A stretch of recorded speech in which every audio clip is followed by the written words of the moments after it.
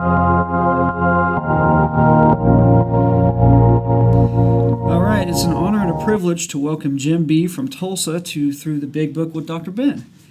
Just a quick little story on Jim before we get started. I met Jim on my first day sober. I'd just gotten off the plane from Paradise, where I had just relapsed and dropped out of my first medical school. I was depressed, disappointed, discontent, disgusted, and ferociously upset, to say the least. If you've ever relapsed with an extended period of sobriety, you know how difficult it can be to come back.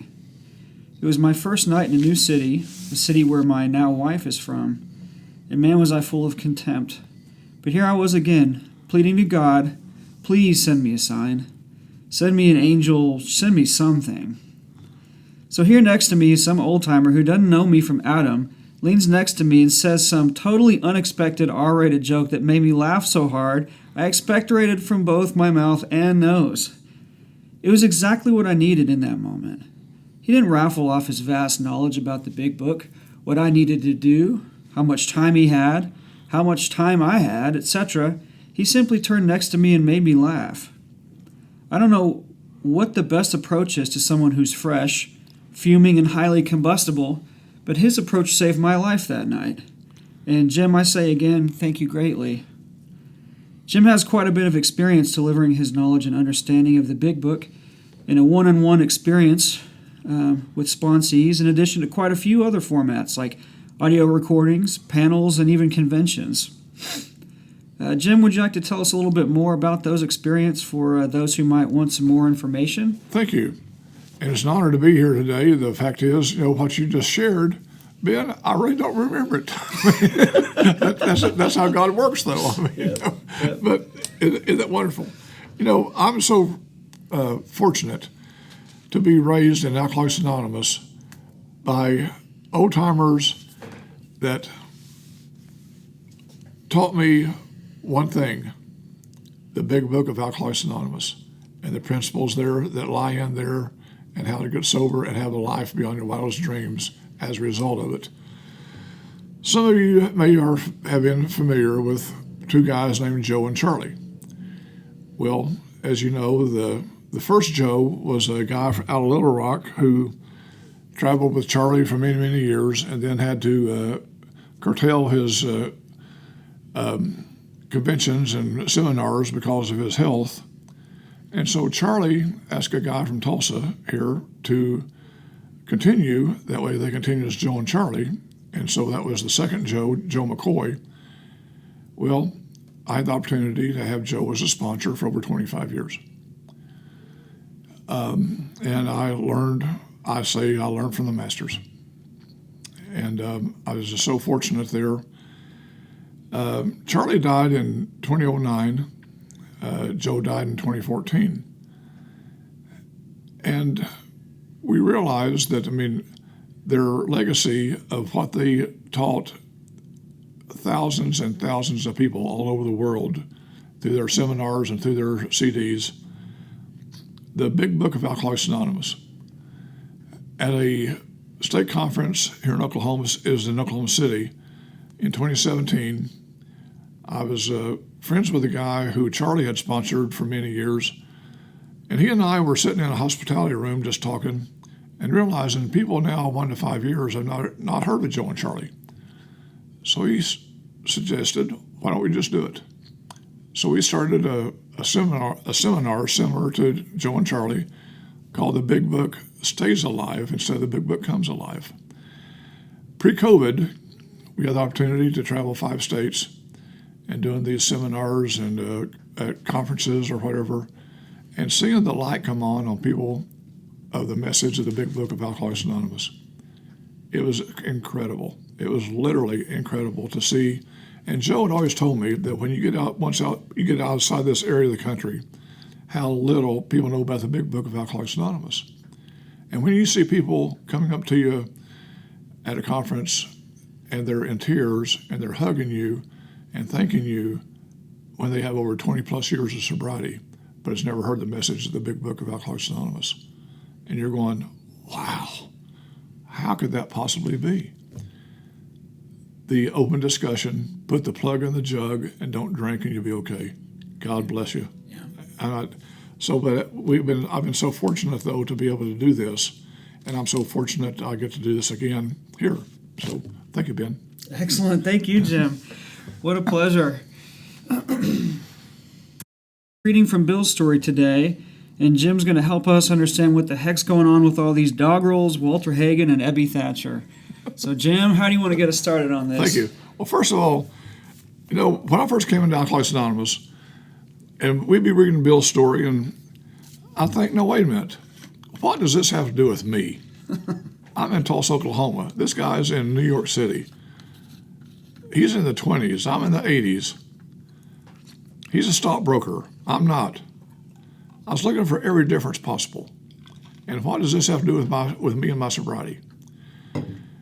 Until I was told one time to look at Bill's story and read every sentence and every paragraph and ask yourself, have I thought that way, felt that way, or done that? Mm-hmm. And allow this to become your story. Because this was written after the doctor's opinion. Okay? In any kind of medical textbook, you'll read the nature of the illness, the symptoms of the illness, and then you'll be given a case history. Bill's story is the perfect case history. Excellent. After the doctor's opinion. Okay? Perfect. So then, though, as we read here on the first page, especially, and actually we know that, he goes to World War I, he goes to England, he sees the dog roll on the tombstone. Here lies Hampshire Grenadier, who called his death drinking smoke-called beer. A good soldier is never forgot, whether he died by musket or by pot. And then we know that it's not pot as we know it today. Pot back then in the 17th century was just a measure of drink. Okay. So it says here, ominous warning which I failed to heed. Now, this next paragraph, the last paragraph on page 1, ask yourself, have I thought this way, or done that? Mm-hmm. 22 and a veteran of foreign wars. I went home at last. Now here it is. I fancied myself as a leader. Yep. For had not the men of my battery given me a special token of appreciation. Now here it is again. My talent for leadership, I imagined, would place me in the head of a vast enterprise which I could manage with utmost assurance. So already we're seeing Bill's thinking, okay? Grandiose. Lots of ego. Lots of ego. Self-centeredness. Yep. Okay? All right, page 2 says, I took a night law course and obtained employment as an investigator for a surety company. Here we go again. The drive for success was on. I would prove to the world I was important. My work took me about Wall Street, and little by little I became interested in the stock market. Many people lost money, but some became very rich. Why not I? I studied economics and business as well as law. Potential alcoholic that I was, I nearly failed my law course. At one of the finals, I was too drunk to think or write. Though my drinking was not yet continuous, it disturbed my wife. We had long talks when I would still her forebodings by telling her that men of genius conceived their best projects when drunk, that the most majestic constructions of philosophic thought were so derived. When you see Ben in that first paragraph there, normal drinkers do not have to justify their drinking. We can already see that Bill has already begun to justify his drinking. Long before he's ever, admits he's alcoholic. But to his wife, the man of genius, he's already thinking about, how he can escape, even the stress of the law courses, whatever, And so as we'll read here, it gets worse. Go ahead. Yeah, it made me think of Jimi Hendrix and Kurt Cobain and some of those rock stars I looked up to. Yeah. That were super intoxicated, that wrote this amazing music. Exactly. It's well, for me to be able to write music that good, I've got to be that intoxicated. Exactly. That reminds me one time I was coming off about a 3-day run of everything, high, low, everything, plus all the tequila I could drink. And I had something that I wanted to write down, but instead of writing it down, I recorded it. Next day, it sounded like I was speaking in the unknown tongue. I'd be lying if I said I hadn't done the exact same thing, man. Oh, man. So then he talks about, in the next paragraph, he says, financial leaders are my heroes. And, he rightly imagined that someday he'd have a great rise. And so he says, I failed to persuade my broker friends to send me out looking over factories and managements, but my wife and I decided to go anyway. I developed a theory that most people lost money in stocks through ignorance of markets. I discovered many more reasons later on.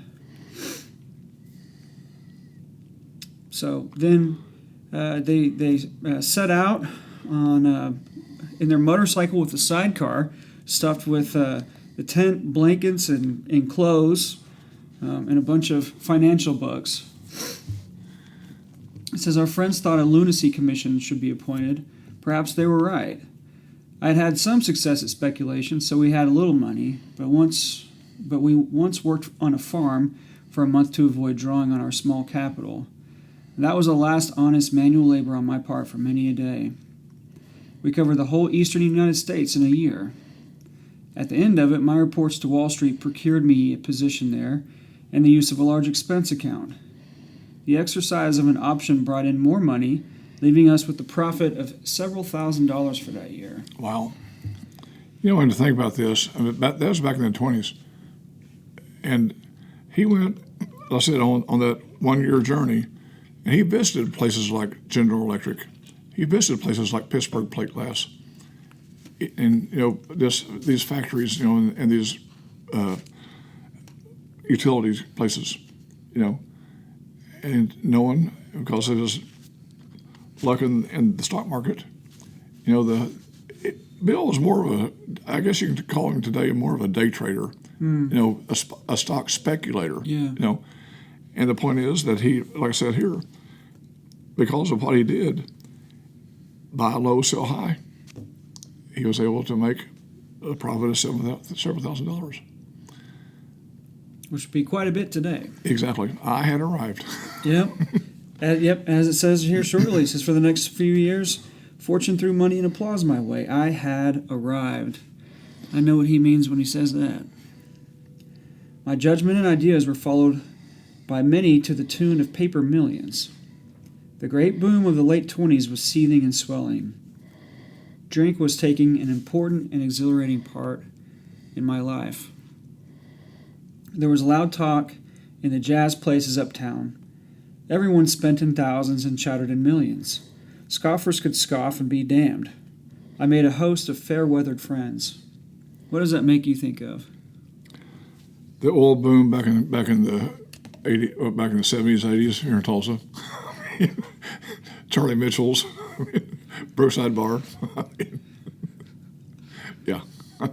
People who some had made millions and lost millions, but turn them upside down, you might get 50 cents. So how would you unpack the phrase a host of fair weather friends? Just that. Friends at the bar. But when it got down to it, where were they? Yep. When the party is over, where are you? Yep. There's people who not call me, who my fair weather friends, who haven't called me now in 37 years. Yeah. So it's just that's just fair weather friends. Once the party's over, now what? Yep.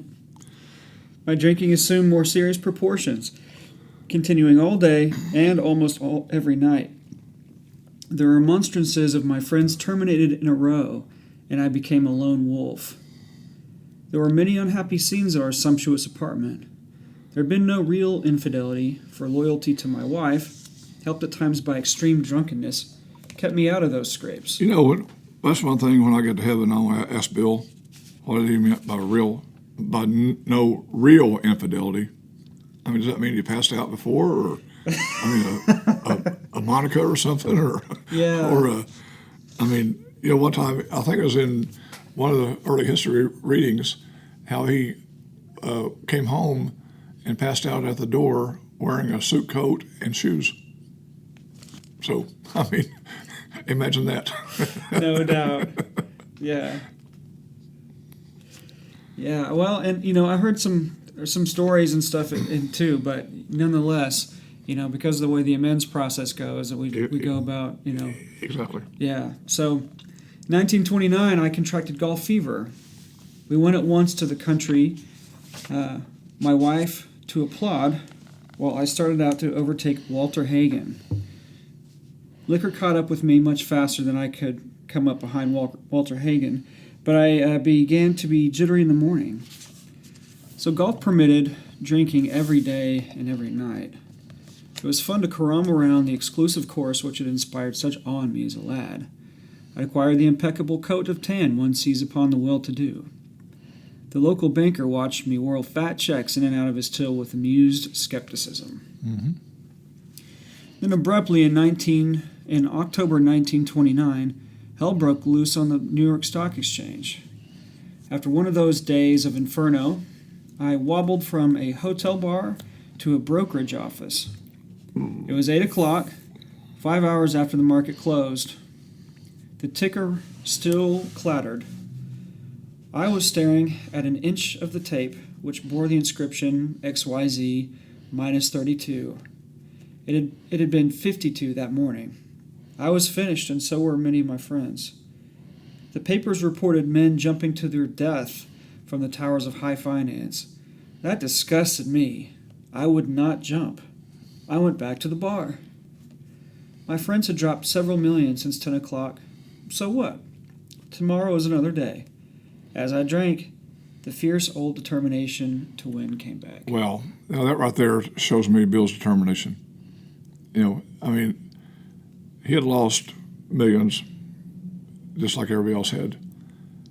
But I can relate to this so well. As I drank, that old fierce determination to win came back. Remember in the first page we read about his mindset, how he is going to manage with utmost assurance. Yeah. Well, this right here is a perfect example of that. As I drank, the old fierce determination to win came back. Yeah. False courage. Yeah. Yep. Yep. So next morning I telephoned a friend in Montreal. He had plenty of money left and thought I'd better go to Canada. By the following spring, we were living in our accustomed style. I felt like Napoleon returning from Elba. No St. Helena for me, but drinking caught up with me again, and my generous friend had to let me go. This time, we stayed broke. We went to live with my wife's parents. I found a job, then I lost it as a result of a brawl with a taxi driver. Mercifully, no one could guess that I was to have no real employment for 5 years or hardly draw a sober breath. My wife began to work in a department store, coming home exhausted to find me drunk. I became an unwelcome hanger-on at the brokerage places. Here we go, things are about to evolve. It says, liquor ceased to be a luxury. It became a necessity. That right there is the beginning of his beginning of the first part of step one. Not yet, but the beginning. Yep. Okay. Bathtub gin, 2 bottles a day, and often 3, got to be a routine. Sometimes a small deal would net a few $100s, and I'd pay my bills at the bars and delis. This went on endlessly, and I began to waken very early in the morning, shaking violently. A tumbler full of gin, followed by half a dozen bottles of beer, would be required if I were to eat any breakfast. Nevertheless, I still thought I'd control the situation, I could control the situation, and there were periods of sobriety which renewed my wife's hope. There you go. Again, we go back to that first page. I was going to manage myself with utmost assurance. Well, you can tell here that nevertheless, I still thought I could control. Mm-hmm. I thought I could control the situation. And there were periods of sobriety which renewed my wife's hope. Gradually, things got worse. The house was taken over by the mortgage holder. My mother-in-law died. My wife and father-in-law became ill. Wow. Gradually, have you ever known for an alcoholic things to get better? Gradually, things got better. No, no. Yeah, so then he gets a promising business opportunity because the stocks were at a low point in 1932. So he says, I had somehow formed a group to buy. I also shared generously in the profits. And then I went on a prodigious bender, and the chance vanished. I can't tell you how many times that happened with me. I'd wanted to, pursue school or to, do music and all these things, and I would have these opportunities come up in front of me. And I am not joking. The night before a final, before a microbiology final or something that I've been studying so hard for all semester, and I would go out to, have send a friend off because he's moving to California, mm-hmm. And I wouldn't get to sleep that night, and I would have to show up to that final still drunk, with 3 or 4 bottles of 5-hour energy sitting at my desk, and my teacher. I mean, can you imagine? You're like, oh, she won't know. I'll be fine. I'll be fine. Hard to perform under that, I woke up. This had to be stopped. I saw I could not take so much as one drink. Now listen to this. I was through forever. Yep. Before then, I'd written lots of sweet promises, but my wife happily observed this time I meant business, and so I did. Now remember back on Doctor's Opinion, on Roman numeral 29, when we read that frothy emotional appeal seldom suffices. So we look here. If you go to Bill and Lois's house,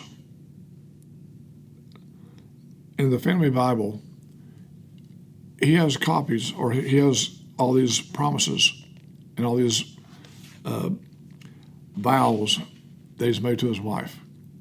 A friend of mine who was there about 2 years ago copied those, and you cannot believe there's 5 or 6 of them in that family Bible, starting from 1929 all the way up to 34. That's incredible. It is.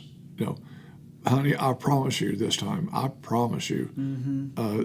The love of my life. To my dear wife. Just frothy emotional appeal. But as we know, Bill did not have a program. So. Incredible. Yep. So before then he'd written. Before then he'd written lots of sweet promises, but my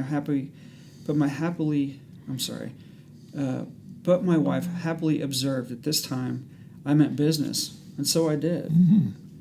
However, shortly afterward, he comes home drunk, and there had been no fight. Where had been the high resolve? He said, I simply didn't know. It hadn't even come to mind. Someone had pushed a drink my way, and I'd taken it. Was I crazy? I began to wonder, for such an appalling lack of perspective seemed near being just that. Renewing my resolve, I tried again. Some time passed, and confidence began to be replaced by cocksureness. I could laugh at the gin mills. Now I had what it takes. One day I walked into a cafe to telephone. In no time I was beating on the bar, asking myself how it happened. As the whiskey rose to my head, I told myself I would manage better next time. But I might as well get good and drunk then. And I did. Wow. I want to read this next paragraph, please. Sure. The remorse, horror, and hopelessness of the next morning are unforgettable. The courage to do battle was not there. My brain raced uncontrollably, and there's a terrible sense of impending calamity. I hardly dared cross the street lest I collapse and be run down by an early morning truck, for it was scarcely daylight. And on that place supplied me with a dozen glasses of ale. My breathing nerves were stilled at last. A morning paper told me the market had gone to hell again. Well, so had I. The market would recover, but I wouldn't.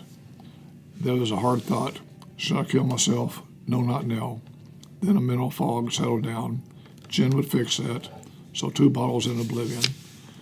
And that right there shows me that, remember on page 4 that Bill was disgusted when people were committing suicide and jumping to the towers of death, jumping to the death, out of the buildings. That disgusted him. 2 pages later, we're now beginning to see Bill's emotional spiral. He's thinking about suicide himself. Yep. The ultimate sacrifice. But then, though, that last sentence, Jen would fix that. 2 bottles, and he's now drinking for oblivion. Yep. Drinking no longer for enjoyment. Now he's drinking just to escape. Oblivion. Yep, drinking for those blackouts. Yep. He says the mind and body are marvelous mechanisms. For mine endured this agony 2 more years. Sometimes I stole from my wife's slender purse when the morning terror and madness were on me. Again I swayed dizzily before an open window, or the medicine cabinet where there was poison, cursing myself for a weakling. There were flights from city to country and back, as my wife and I sought escape. Then came the night when the physical and mental torture were so hellish I feared I'd burst through my window, sash and all. Somehow I managed to drag my mattress to a lower floor, lest I suddenly leap. A doctor came with a heavy sedative. Next day found me drinking both gin and sedative. This combination soon landed me on the rocks, and people feared for my sanity. So did I. I could eat little or nothing when drinking, and I was 40 pounds underweight. Yeah. And when we read this, we think about how Bill's physical, emotional, and mental capacity is now beginning to manifest itself. Okay? And the point is that when a doctor came with a heavy sedative, next day found me drinking both gin and sedative. So many times we hear people say, well, see, it talks about drugs here in the big book, and Bill Wilson and Dr. Bob took drugs and on and on and on. But the point is, though, we're going to realize here in a minute, there's not one piece of evidence in any RA literature that they were ever addicted. They give sedatives for people going through detox, still to this day. Absolutely. In 2022. So please understand this, that because the person who just is fresh out of treatment and thinks a drug's a drug, we can debate that later. But I'm just saying, it's just the idea of knowing that there's no evidence anywhere in our literature that either one of them were addicted to any drug. Okay, but yes, they did take sedatives. Right. So. Well, yeah, and what I was taught in med school was that addiction is continued use despite consequences. Correct. So if you're using something for a drug to be used as it's intended, so be it. So be it. Exactly. So then he says, my brother-in-law is a physician, and though his kindness and that of my mother, through his kindness and that of my mother, I was placed in a nationally known hospital for the mental and physical rehabilitation of alcoholics. Under the so-called belladonna treatment, my brain cleared. Now, I read about that, the belladonna treatment, previously, and it's not important here, but it's not something I'd want to go through. No, I've read about it too. Just avoiding that would be enough to make me never want to drink again. You better believe it. Oh, my gosh. So he says, hydrotherapy and mild exercise help much. Best of all, I met a kind doctor who explained that, though certainly selfish and foolish, I'd been seriously ill, bodily and mentally. And that we know is Bill's first introduction to Dr. Silkworth. So it says, it relieved me somewhat to learn that in alcoholics, the will is amazingly weakened when it comes to combating liquor, though it often remains strong in other respects. My incredible behavior in the face of a desperate desire to stop was explained. Understanding myself now, I fared forth in high hope. For 3 or 4 months, the goose hung high. I went to town regularly and even made a little money. Surely, this was the answer. Self-knowledge. That's right. And see, we notice 2 pages before, he got sober on self-knowledge. He got sober on self-knowledge again. But what does it say? But it was not. Mm-hmm. For the frightful day came when I drank once more. Yeah. The curve of my drinking, the curve of my declining moral and bodily health fell off like a ski jump. After a time, I returned to the hospital. This was the finish, the courage, it seemed to me. My wearing, despairing wife was informed that it would all end during heart failure, during drilling and tremens, where I would develop a wet brain, perhaps within a year. She would soon have to give me over to the undertaker or the asylum. Back then, in the 30s, or in the 20s, in New York state law, that if you went to alcohol treatment for 3 times and didn't last, the next time you're going to go to the asylum up in Albany. I mean, that was, that was the curtains, So Bill knew. Bill had been warned. After the 3rd time, that's it. Yeah. You're going to Albany, up to the nut house. It said you're going to be turned over to the undertaker or the asylum. Yeah, those were the options back then. Yeah. That's it. That was it. Says they didn't need to tell me. I knew and almost welcomed the idea. It was a devastating blow to my pride. I, who thought so well of myself and my abilities, of my capacity to surmount obstacles, was cornered at last. Now I was to plunge into the dark, joining that endless procession of sots who'd gone on before. I thought of my poor wife. There had been much happiness after all. What I would not give to make amends. But that was over now. Here we go. That's right. Here we go. No words can tell the loneliness and despair I felt in the bitter morass of self-pity. Quicksand stretched around me in all directions. I'd met my match. I'd been overwhelmed. Alcohol was my master. Mm-hmm. That's where our co-founder of Alcoholics Anonymous, Bill Wilson, just did the first part of step 1. Yep.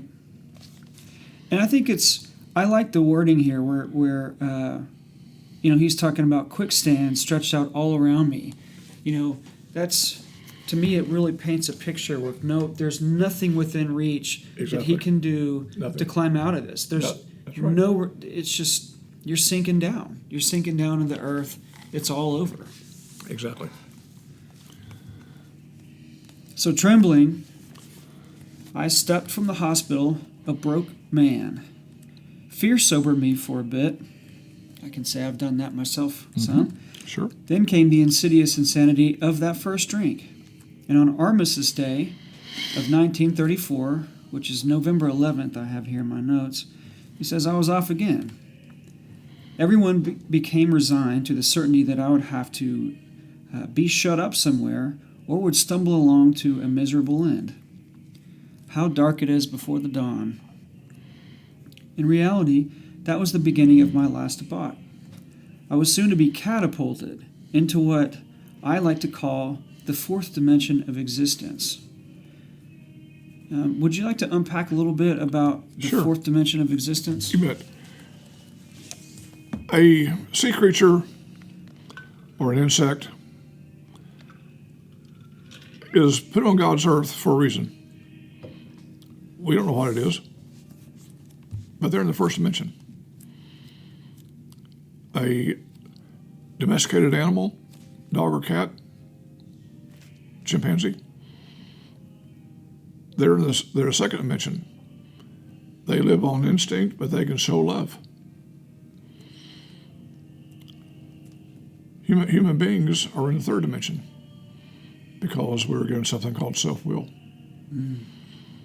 But the 4th dimension is something that we're going to learn here more about here, even as we go through the book, is time. And also, one other thing that the 4th dimension is grace. Wow. Just sheer, unadulterated grace. That's great. You know, that the other people or the other domesticated animals or whatever do not have, because it's all instinct. But we have grace. Beautiful. And a self-will, you know, that God gave us many, many years ago in a garden. So, you know, but yeah, it's just amazing how the fourth dimension of, I like to call it this, just the fourth dimension of grace. Yeah, that's great. Yeah. He says, I was to know happiness, peace, and usefulness in a way of life that's incredibly more wonderful as time passes. And that right there is the first AA promise. Oh, wow. The first promise that we read about in Alcoholics Anonymous. Peace, happiness. That's what I wanted all my life. Yeah, me too. So then he says, near the end of that bleak November, I sat drinking in my kitchen. With a certain satisfaction, I reflected there was enough gin concealed about the house to carry me through that night and the next day. My wife was at work. I wondered whether I dared hide a full bottle of gin near the head of our bed, because I'd need it before daylight. My musing was interrupted by the phone. The cheery voice of an old school friend, believe this is Ebby Thatcher, asked if he might come over. He was sober. It was years since I could remember his coming to New York in that condition. Says I was amazed. Rumor had it that he'd been committed for alcoholic insanity. I wondered how he had escaped. Of course, he would have dinner, and then I could drink openly with him. Unmindful of his welfare, I thought only of recapturing the spirit of other days. There was that time we chartered an airplane to complete a jag. His coming was an oasis in this dreary desert of futility. The very thing, an oasis. Drinkers are like that. Okay, now, Ebby Thatcher, his parents were very wealthy people in Albany, New York, and they had a summer home in Vermont, right around the region where Bill was raised, and so that was how they met, you know, pre-World War I. And if we know the story, that Ebby was a real alcoholic, just like Bill was. Such an alcoholic that he actually ran his car through a house, and the car stopped in the living room, and there's a couple at the dining room table. Instead of saying sorry or anything, he looked down and said, "Yes, I will have a cup of coffee."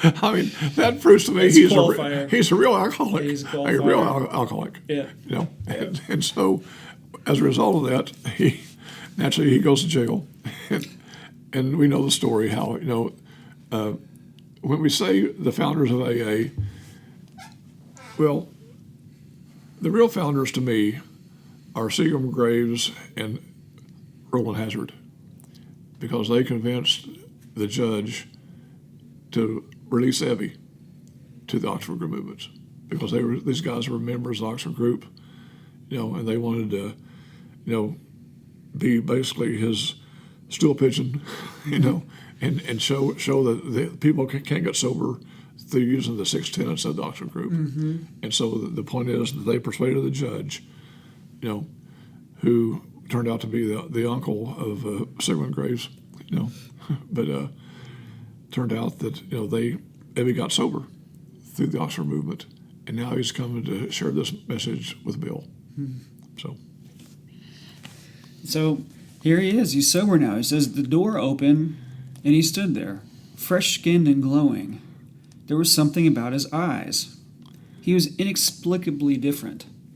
And, you know, that, you know it when you see it. You know when you see it. That's right. I don't know how to describe it. No, you can't. He says, what had happened? He said, I pushed a drink across the table, but he refused it. Disappointed but curious, I wondered what had got into the fellow. He wasn't himself. Come on, what's all this about? I asked. He said he looked straight at me. Simply but smilingly, he said, "I've got religion." I was aghast. So that was it.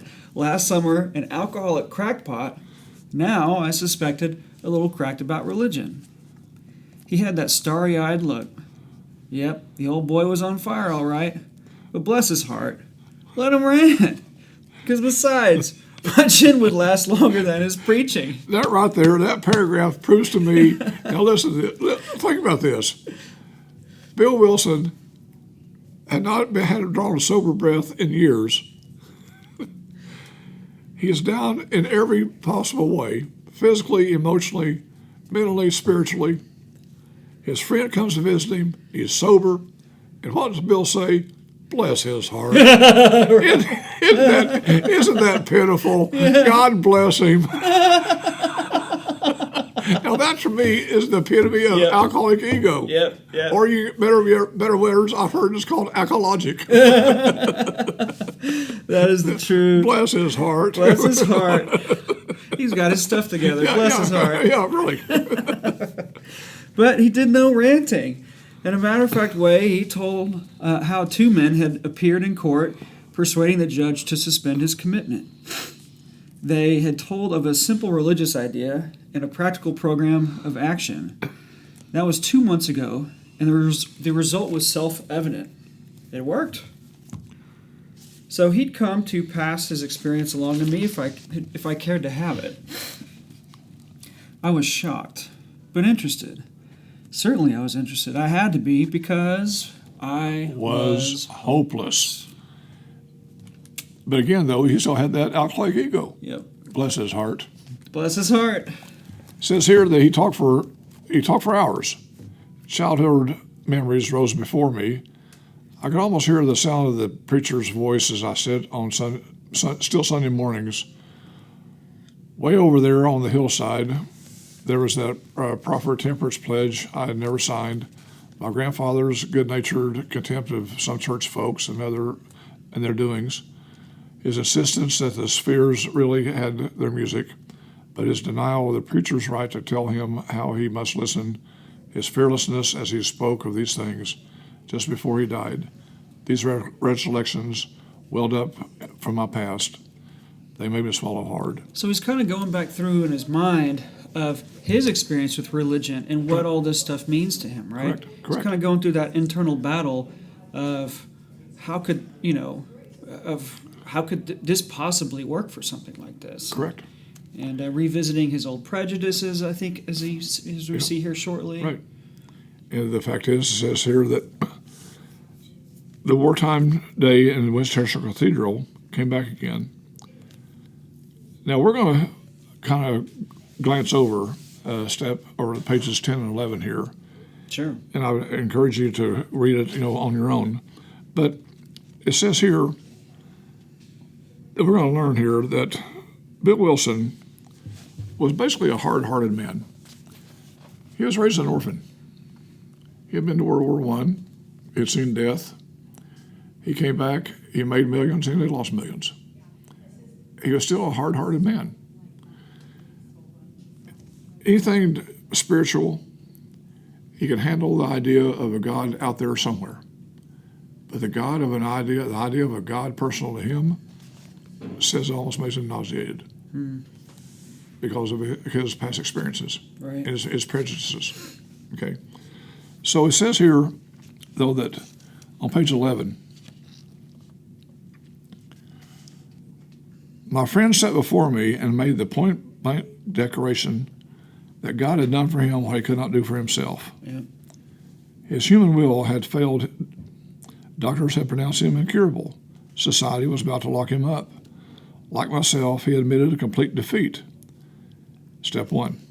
Then he had, in effect, been raised from the dead, suddenly taken from the scrap heap to a level of life beyond better than the best he had ever known. Had this power originated in him? Obviously it had not. There had been no more power in him than there was in me at that moment, and that was none at all. Yeah, and so then it says that floored me. It began to look as though religious people were right after all. Here was something at work in the human heart which had done the impossible. My ideas about miracles were drastically revised right then. Never mind the musty past. Here sat a miracle directly across from the kitchen table. He shouted great tidings. I saw that my friend was much more than inwardly reorganized. He was on a different footing. His roots grasped new soil. Now again, I love the way the imagery that puts into my mind of him having depth and being connected to, just connected. Exactly. And it says, despite the living example of my friend, there remained in me the vestiges of his old prejudice. The word God still aroused a certain antipathy. When the thought was expressed that there might be a God personal to me, this feeling was intensified. I didn't like the idea. I could go for such conceptions as creative intelligence, universal mind, or spirit of nature, but I resisted the thought of a czar of the heavens, however loving his sway might be. I've since talked with scores of men who felt the same way. Okay. Now this next paragraph, or this is what we're going to read next, this sentence, to me, is one of the most important sentences of the entire book. Yep. My friend suggested to me what seemed to be a novel idea. Mm-hmm. Now remember, Ebby was coming from the Oxford movement. The Oxford movement of the day was an evangelical movement. I guess you could probably similar to what we call the Salvation Army today. Sure. They didn't have churches, but they did meet in people's houses. They would study the Bible. They would confess their faults one to another, pray for each other. And it was a movement that was all over the East Coast, the Midwest, all over the United, and all over Europe, all over Asia, And finally, after hours of talking to Bill about this, I'm sure he was getting a little bit exasperated. He said, Bill, you choose your conception of God. Instead of, the evangelical message of the Oxford group, sure, you choose your conception. Sure. That is when it went from the evangelical movement of the Oxford group to spirituality as we know it today. Yep. Amen. It says here, look at this. Mm-hmm. It was only a matter of being willing to believe in a power greater than myself. Nothing more was required of me to make my beginning. I saw that growth could start from that point. Upon a foundation of complete willingness, I might build what I saw in my friend. Would I have it? Of course I would. That's where our co-founder of Alcoholics Anonymous just did step 2. Yep. He came to believe in a power greater than himself. Just willingness. Just willingness. Willingness to believe that I believe. Okay? Mm-hmm. Thus I was convinced that God is concerned with us humans when we want him enough. At last I saw, I felt, I believed. Scales of pride and prejudice fell from my eyes. A new world came into view. Some of us have read the book or listened to the CDs of A New Pair of Glasses. Oh, yeah. Chuck C. Chuck C., exactly. Yeah. And this is what we're talking about here. It's my great-great-grandsponsor. Yeah, exactly. And this coming out of Scales of Pride and Prejudice, we're seeing a new world has come into view. Yeah.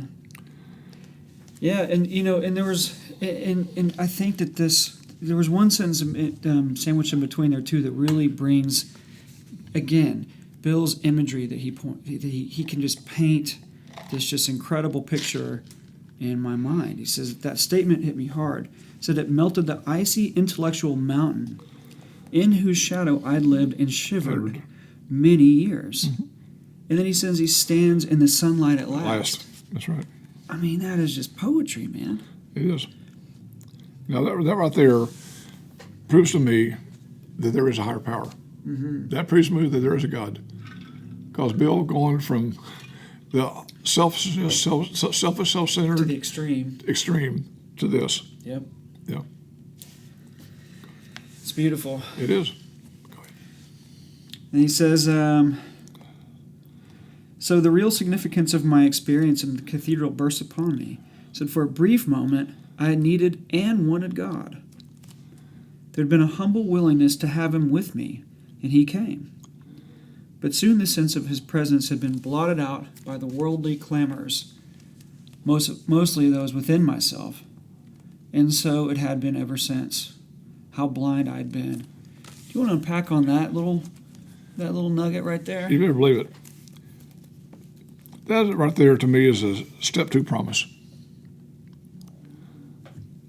For a brief moment, I needed and wanted God. There I've been a humble willingness to have him with me. But soon the presence of his became blotted out by worldly clamors, mostly within myself. How blind I had been. Because the scales of pride and prejudice were lifted from him, and he had been blinded by it all his life. He had been blinded by self, by ego. Remember in the first page, I would manage with vast, with utmost assurance, that drive, that ego. I'm going to do it on my own. I can do it on my own. Watch me, world. Yep. Watch me. Yep. There it is. And it says here, and so it has been ever since. How blind I had been. Now, right here on this page 13. Yep. Bada bing. Wow, here it goes. Yep. At the hospital, I was separated from alcohol for the last time. Treatment seemed wise, so I showed signs of DTs. And this is December 11th of 1934 from Correct. what I've seen. Okay. Right. Okay, now remember, he got sober on fear the first time. Self-knowledge the first time. Self-knowledge. He got sober on self-knowledge the first time. Now he's getting sober the second time he got sober on fear. But now he's going back to the hospital, and look what happens. Yeah. There I humbly offer myself to God as I then understood him, to do with me as he would. I place myself unreservedly under his care and direction. I admitted for the first time of myself I was nothing, and without him I was lost. I ruthlessly faced my sins and became willing to have my new friend take them away, root and branch. I've not had a drink since. This is where Bill Wilson, our co-founder of Alcoholics Anonymous, just did step 3. He made a decision to turn his will and his life over to the care of God. My schoolmate visited me, and I fully acquainted himself with my problems and deficiencies. What does that sound like? Sure sounds like step 5. There you go. We made a list of people I'd harmed and toward whom I felt resentment. Step 4. I expressed my entire willingness to approach these individuals, admitting my wrong. Never was I to be critical of them. I was to write all such matters to the utmost of my ability. Sounds like 8 and 9. Exactly. Our co-founder, Bill Wilson, just did step 4 through 9.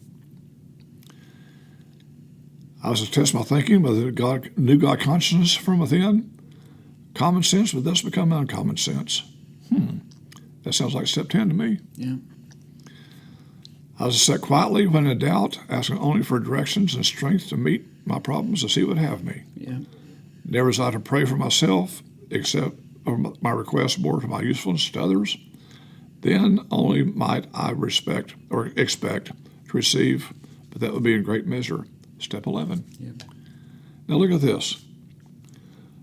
My friend promised me that when these things were done, I'd enter a relationship with my Creator, a new relationship with my Creator, that I would have the elements of a way of living which answered all my problems.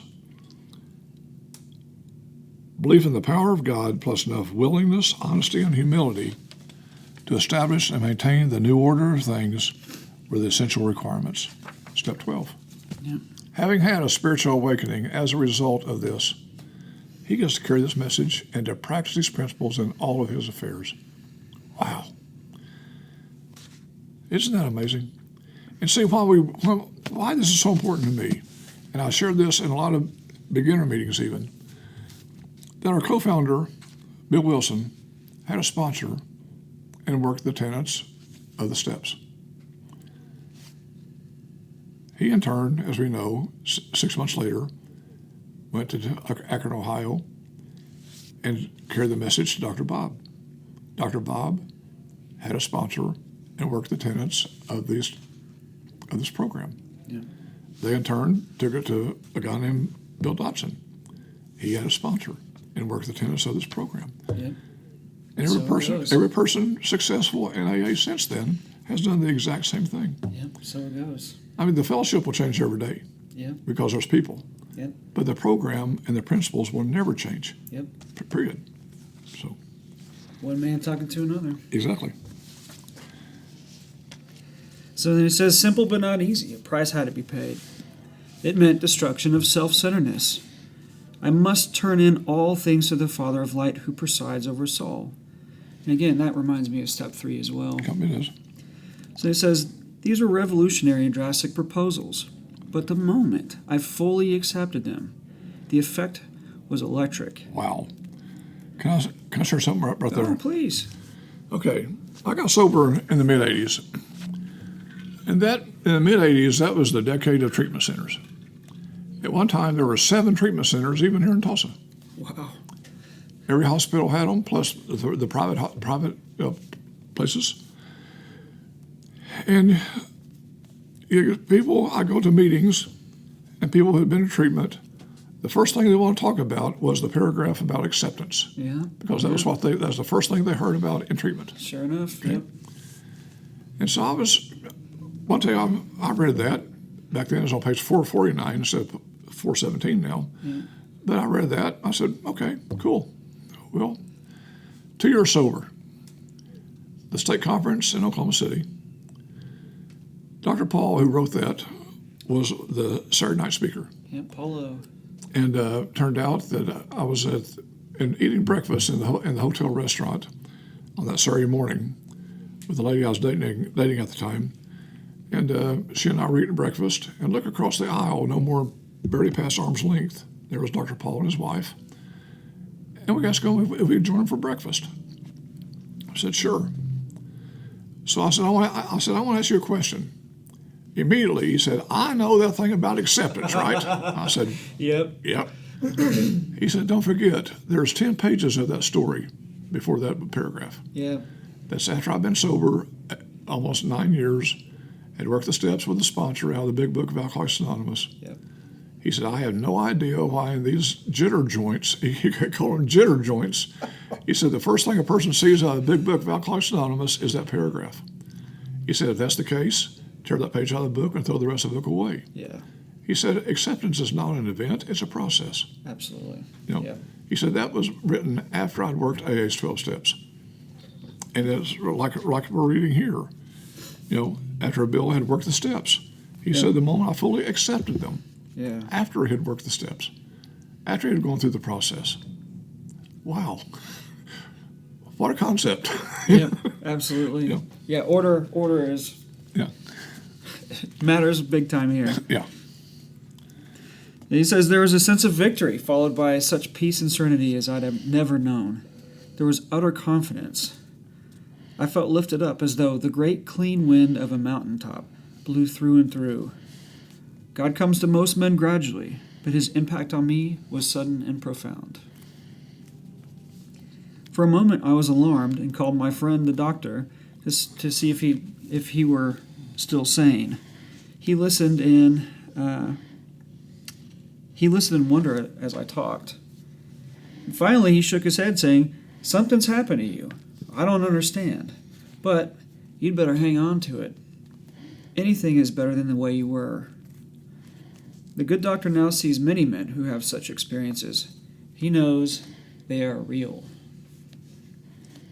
While I lay in the hospital, the thought came that there were thousands of hopeless alcoholics who might be glad to have what had been so freely given to me.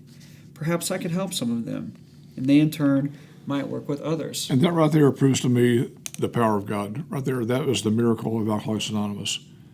Taking a self-centered, egocentric, egotistical, just a person who thrived on nothing but ego, and a week later, think about how he can help others. Yeah. Now that right there has to be God. Yeah. Period. Taking that transformation after he had worked the steps, and was sitting there thinking about it. How can I help others? Yeah. Wow. Yep, one of those phrases, Josh says is, this thing changed me despite me. Exactly. Yeah. Exactly. I love this paragraph. Oh, yes. So then he says, my friend had emphasized the absolute necessity of demonstrating these principles in all of my affairs. Back to 12 again. Mm-hmm. It says, particularly was it imperative to work with others as he'd worked with me. It says, faith without works is dead, he said. How appallingly true for the alcoholic.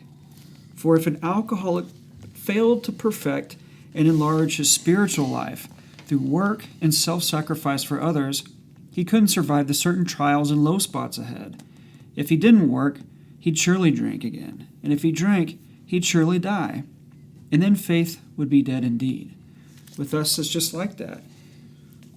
And in Jim's story, not your story, of course, but the one in the book, right. It talks about failing to enlarge his spiritual life. Exactly. And, for a long time, that really, it kind of confused me what exactly that spiritual life was. I thought it was a very involved thing, or that I would have to meditate for hours on end and, wear a toga, or I had no idea what that meant. And that's, to me, that's all it looks like today is work and self-sacrifice for others. Exactly. That's all it is. It's just that simple. Exactly. He cannot survive the certain trials and low spots ahead. If he did not work, he would surely drink again. If he drank, he would surely die.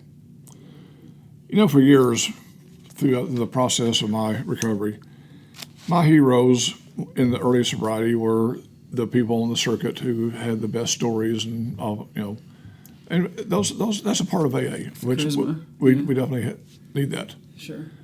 But as I matured in AA and got more involved in AA, I realized today that my heroes are the ones who I watched go through tragedies and walk through it with dignity. Yep. A couple named Peter and Maureen, who lost 2 kids while they were sober. One to suicide, one to cancer. And I watched them go through it with dignity. A lady named Anita, who lost 2 kids, and I watched her the same thing. A couple named Bob and Bonnie, who lost a son, and watched them. I just watch them and observation, because of the principles of this program, how they walk through it with dignity. And the past 2 years, as you know, my life has been turned upside down. I was the caregiver for 3 people up until my brother's death back in December. So I'm still caregiving for a very ill wife and a 99-year-old mother. Stuff that would kept me drunk. I mean, I would not even have thought about this. Yeah. Would not even given this a thought years ago. But today I get to do this. For sure. I get to do it. Yep, absolutely.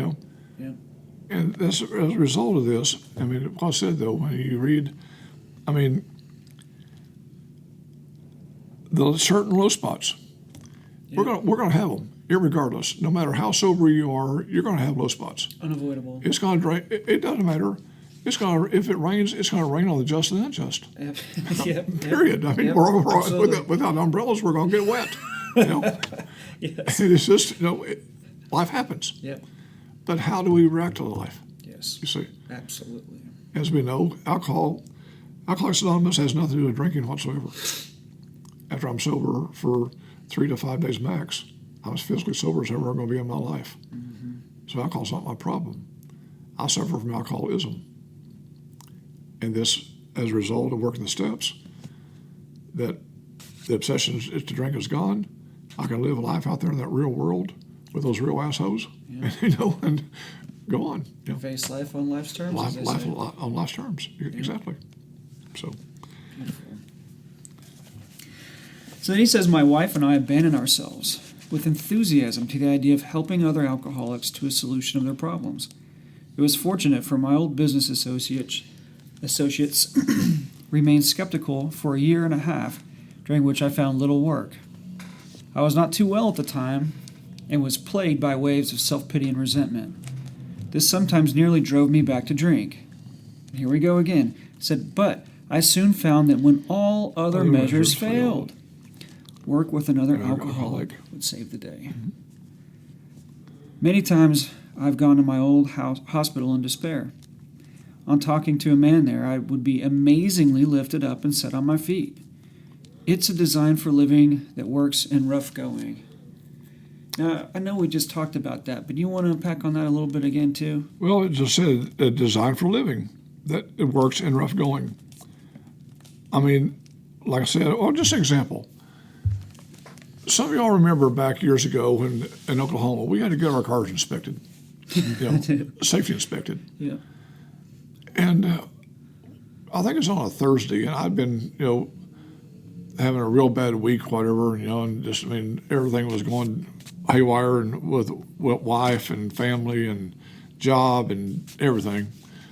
And I went to get my car inspected at a Jiffy Lube at 53rd and Peoria.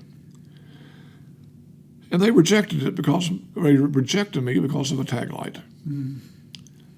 Instead of walking across the parking lot to a parts store and buying a 50-cent bulb, I walked to a bar in that same shopping center, and that was the excuse to stay to the start of a drunk all weekend long over a 50-cent bulb. Yeah. By God, don't they know who I am? I'll sue them. No, just on and on and on and on and on and on. Yes.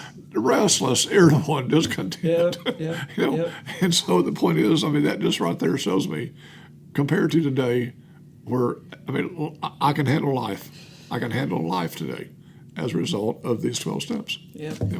At least a little better. At least a little bit better. At least a little bit better. Really. So, and this is a beautiful part too, man. We got some more results or promises, whatever you want to say. So he says, we commenced to make many fast friends, and a fellowship has grown up among us, of which is a wonderful thing to feel a part. The joy of living we really have, even under pressure and difficulty, as we just discussed. I've seen hundreds of families set their feet in a path that really goes somewhere. Have seen the most impossible domestic situations righted, feuds and bitterness of all sorts wiped out. I've seen men come out of asylums and resume a vital place in the lives of their families and communities. Business and professional men have regained their standing. There's scarcely any form of trouble and misery which has not been overcome among us. In one western city and its environs, there are thousands of us and our families. We meet frequently so that newcomers may find the fellowship they seek. At these informal gatherings, one may often see from 50 to 200 people. We're growing in numbers and power. That right there is talking mostly about Akron and Cleveland. And because they're still coming out of the Oxford movement. And the Oxford movement in Akron and Cleveland and even in New York, they cater to the elite. In Akron and Cleveland is the Firestones and the Cyberlings and people like that. And they started having open meetings at the Mayflower Hotel in the ballroom, once a month to show what this was all about. It says here that this is what they're talking about here. Sometimes as many as 50 to 200 people, can show up there. And also in Akron, there was a couple named Clarence Williams and his wife. They were Oxford Group members who opened their house. It was about 3 blocks from Dr. Bob's house. Oh wow! And they just were so overwhelmed by this movement. Yeah. And it got so big that they ended up having to move to the King's School Group. Wow. But it was said that they were just 50 to 200 people immediately. So. Yeah, and so we have a lot of newcomer meetings now. What do you think about this? It says we frequently meet so that newcomers can find the fellowship they seek. You better believe it. Yeah. And that's why it's so important to me personally that in my home group we have beginner meetings. Mm-hmm. And in that beginner meeting we show through the doctor's opinion what the problem is and what the solution is. And the person leaves there at their first meeting. If they come to their first meeting, They know what alcoholism is and the solution. Sure. So That's great. Yeah, and I think that as long as we remain open-armed and open-hearted to newcomers, and rather than point them down the hall, that seems to be the most effective, approach and attitude. that's right. I've found, because I've had some arrows before whenever I was a newcomer, or not arrows, but pointers. Yeah. Go down there, and I just went back outside. Sure. So, just to throw that out there. So this is an alcoholic in his cups is an unlovely creature. Our struggles with them are variously strenuous, comic, and tragic. One poor chap committed suicide in my home. He could not or would not see our way of life.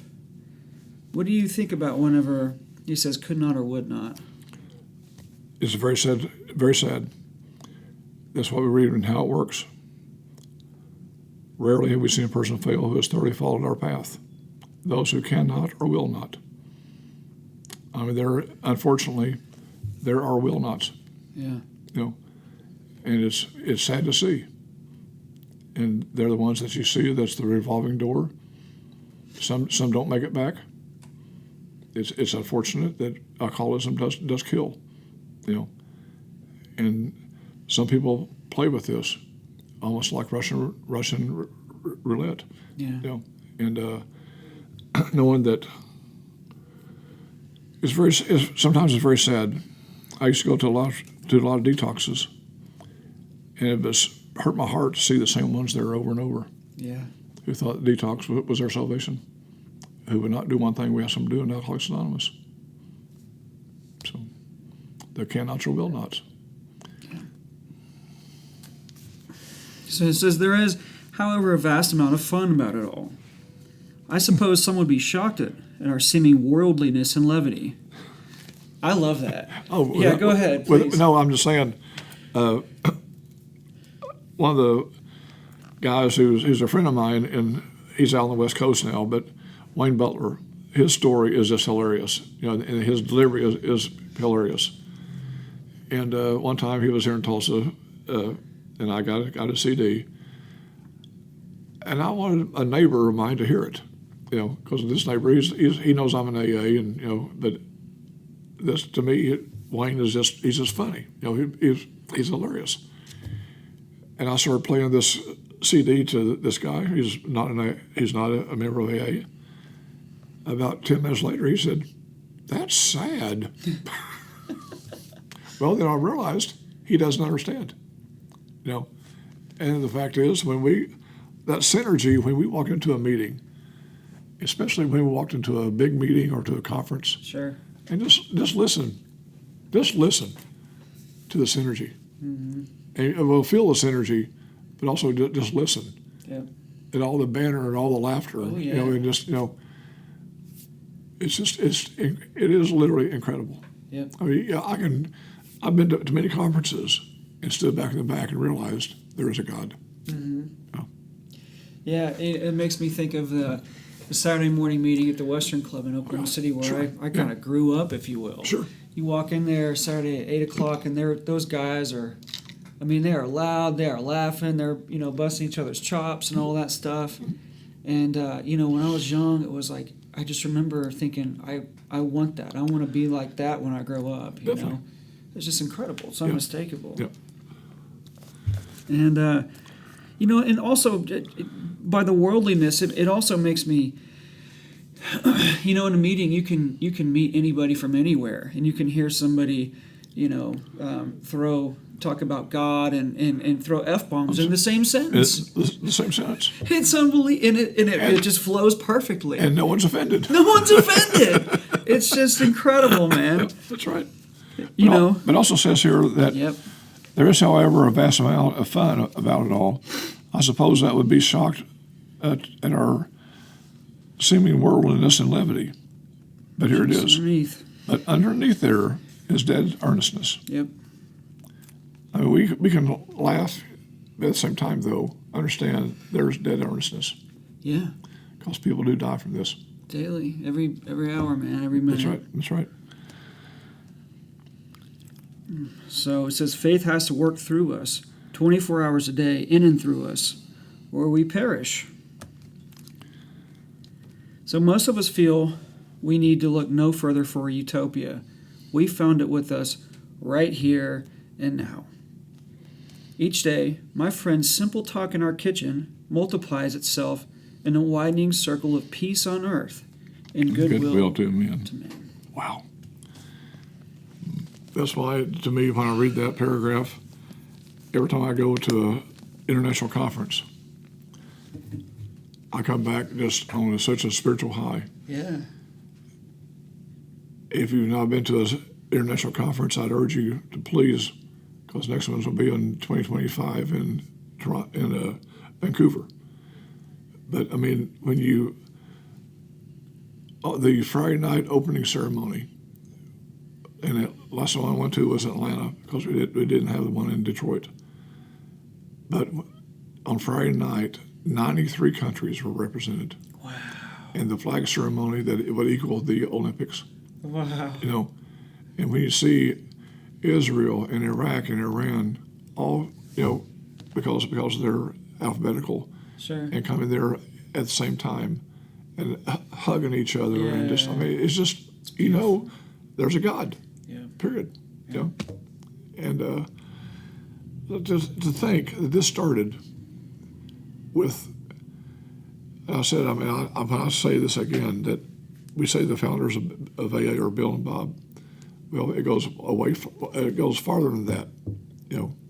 Years before that, and with Ebby and Roland Hazard and Sigmund Graves, and on and on and on. How one person went to another person, to another person, to another person.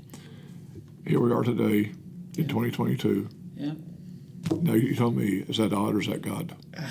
Happy, joyous, and free. Happy, joyous, and free. Exactly. Yeah. Exactly. Well, any other comments or anything before we? No, nothing I know of, because I think we've done a thorough job. I think we covered it all. Okay. Jim, it's truly been a pleasure, man. I love you, dude. Likewise, man. I love you. So let's just keep trudging. How's that? Road to happy destiny. Exactly. Until next time. Exactly.